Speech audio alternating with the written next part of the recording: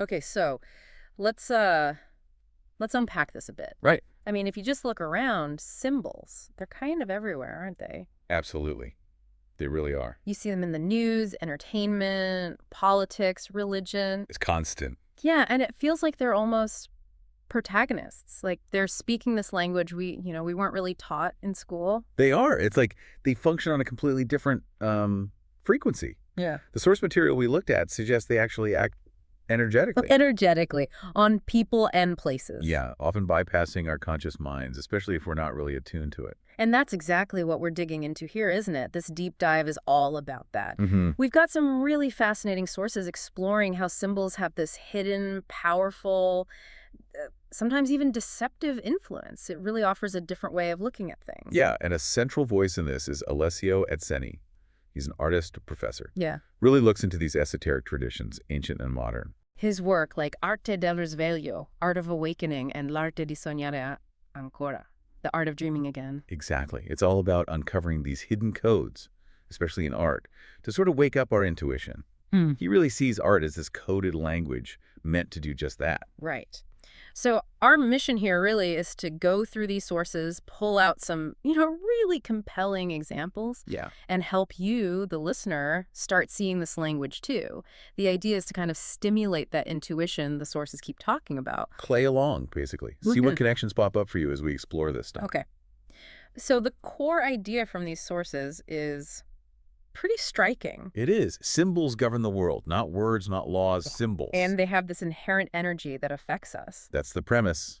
Affecting places, people, profoundly. And the sources argue this isn't like straightforward talking. It's often a language used for, well, deception or manipulation. Precisely because our normal education system just doesn't teach us how to read it. Which brings up that distinction the source makes between instruction and education. It's really critical here. Explain that a bit. Well, instruction, like in standard schooling, is presented as kind of paralyzing, filling you with facts, bypassing deeper understanding. Okay. Whereas education, from the Latin educe, means to draw out your intuition, your potential. Ah, I see. And the sources suggest that maybe a hidden elite gets educated in this symbol language. They hone their intuition. While the rest of us get instruction. Pretty much, leaving most people unable to perceive these deeper layers. So learning to read symbols intuitively, that's framed as a way to kind of counteract that, to raise your own perception. Exactly. Raising energy, raising perception, it's key, according to this perspective. Okay, so let's see who the sources apply this. Where do they see it playing out? Religion seems like a big one. Oh, definitely. The sources really go into the symbols embedded in religious power structures. Yeah, I found the take on the clothing really provocative. Priests, bishops, the Pope, described as bizarre, ritualistic, designed to speak straight to the unconscious. Yeah, there's even a comparison to a magician's robes.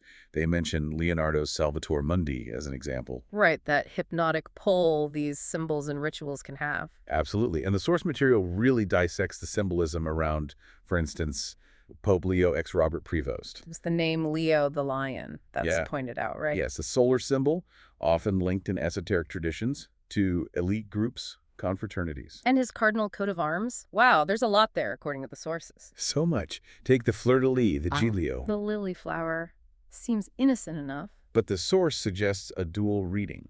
Not just a flower, but potentially something phallic, or like a sword or horns. Connecting it to monarchies, the Medici family. Exactly, families who use it a lot. Then there's the pierced heart over a closed book. Augustinian symbol, right. Knowledge suffering, but closed. Key point, knowledge veiled, not open. And the red hat, the ribbons. Red for blood, sure, but the sources link the ribbons to binding oaths. Oaths within these groups. Potentially. And they even point out a visual similarity to the metal logo, interestingly enough. The whole thing suggesting hierarchy. Okay, then when he becomes pope, the papal symbol keeps the giglio. And adds the cross keys. Gold and silver. Classic symbols of initiation, the sources say. Keys to mysteries. Yeah, accessing secrets. Often seen as masculine, feminine, solar, lunar principles, too. There was a detail about the standard that hangs from St. Peter's balcony. Ah, yes, the infile, those golden ribbons. The source suggests they look like serpents? Potentially, yeah, which connects to the wider point about serpent symbolism being everywhere in ancient cultures. Egypt, Shiva, Vishnu. Right. It illustrates that idea of symbols revealing by concealing, showing one thing, hiding another, deeper meaning. Even the way the keys and ribbons are arranged is noted, isn't it? Suggesting duality, maybe penetration. That's in there. And then there's that image from the Vatican Museum door. Oh yeah, the golden dragon. And pagan gods like Apollo and Minerva. Right alongside Vatican symbols. The sources basically ask what's going on here. It suggests a different story behind the official one. Okay, so that's religion. What about politics? How does this symbolic language play out there, according to the sources? Well, they briefly mentioned the dove at the Biden inauguration, hinting at a connection to Semiramide, who we'll probably get to later. Okay. But they really dive deep into the U.S. Great Seal on the dollar bill. The dollar bill. Yes, the number 13. It's relentless, isn't it? 13 arrows, 13 stripes, 13 leaves, 13 feathers. 13 stars. And those stars aren't random. They form a hexagram, the Seal of Solomon. Which the sources explicitly link to Freemasonry. Yes, mentioning figures like President Roosevelt, identified as a high-degree Mason involved in the design. That connection to specific groups and numbers like 13 and 33, the source mentions 33 popping up elsewhere too. Yeah, like the Garlasco event mentioned in the material. These numbers are presented as highly significant markers. And the eagle itself. Also linked to St. John, a Freemason patron saint. But the sources give it a deeper, esoteric meaning. Like the phoenix. Exactly. The phoenix, ancient initiatic schools, symbols of death, rebirth, transformation. This leads into a pretty strong claim from the sources, doesn't it? About control. Very strong. That the control of knowledge is the foundation of manipulation. Full stop. And that institutions like religion use fear, guilt, obligation. Not just for control, but to actively limit human potential. Yeah, and that's where they draw that parallel to Project Monarch, suggesting we're kind of born into psychological captivity. Like lions at the zoo. Powerful, but in an enclosure we don't even see. That's the analogy used, yeah. Yeah. And the symbols tied to this control are potent. The shepherd and sheep. Seen not just as guidance, but maybe exploitation, a difference in race, almost. That's the implication explored. Yeah. And the fisherman's ring, the net, symbolizing trapping, ensnaring. Connecting it to the internet, the web, as a modern kind of all-seeing eye or net. And the sources really emphasize how symbols and dogmas are used to divide us. Politics, sports teams, opinions. All of it keeps us fragmented, easier to manage, less powerful. Dogma is called a virus. A virus. Yeah, making people rigidly defend conflicting beliefs, often over things intentionally created to cause conflict. Again, echoing that Project Monarch idea. And this programming, the source calls it plagiarism, gets passed down. Through generations. Parents, teachers, society. Okay, let's shift slightly. Art. The sources see art as a major carrier for this symbolic language, right? Especially with groups like the Freemasons. Absolutely. Vitruvian Man, the square and compass, the letter G, often coded in works. And there's that really intriguing point about the backgrounds of famous artists, Giotto, Dante, Leonardo. And many others. The source highlights a pattern, a surprising number linked to notary families. Notaries? Why is that significant? Well, the sources frame it as a possible clue, a hidden lineage maybe, a cultivated elite who knew and preserved this symbolic language. So these artists, often working for the elite, could have been encoding messages, deeper truths, using symbols only the initiated would fully grasp. Fascinating. What about architecture? Back to the Vatican. St. Peter's Square, Wow. a prime example according to the sources. The obelisk in the middle. Highlighted as a phallic symbol. Right, placed deliberately inside the sweeping feminine shape of the piazza. The whole setup seen as part of a solar cult, honoring a mother goddess. Yes, identified specifically as Semiramide in the sources. And Bernini's colonnade is viewed as a kind of solar temple for rituals. And the Sistine Chapel ceiling gets analyzed too. That famous image, God in Adam's hands. The source focuses on the hand gesture itself. Yeah, suggesting it's more than just a touch, maybe revealing an enigma, an initiatic secret passed between them. And the temptation scene.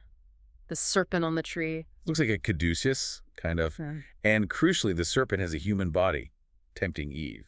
The sources link this to the reptilian brain. Yeah, that hissing voice inside us, driving impulses if we're not present and conscious. Okay, what about Botticelli's Primavera? Another one they decode. Yes. Mercury raising the caduceus. The gesture is pointed out as forming the Hebrew letter lambd. Lambd, meaning? Ascension, seeing beyond. The whole painting is presented as this multi-layered, coded message. Used for magic, but not like fantasy magic. No, more like manipulating reality. Or rather, manipulating perception to keep people sort of unconscious, limited. This brings us back to Semiramide again. She's central, her and her symbol, the dove. The sources suggest she's the true ancient deity worshipped by this elite, maybe hidden behind figures like Maria. And the dove symbol keeps popping up. In surprising places, yeah.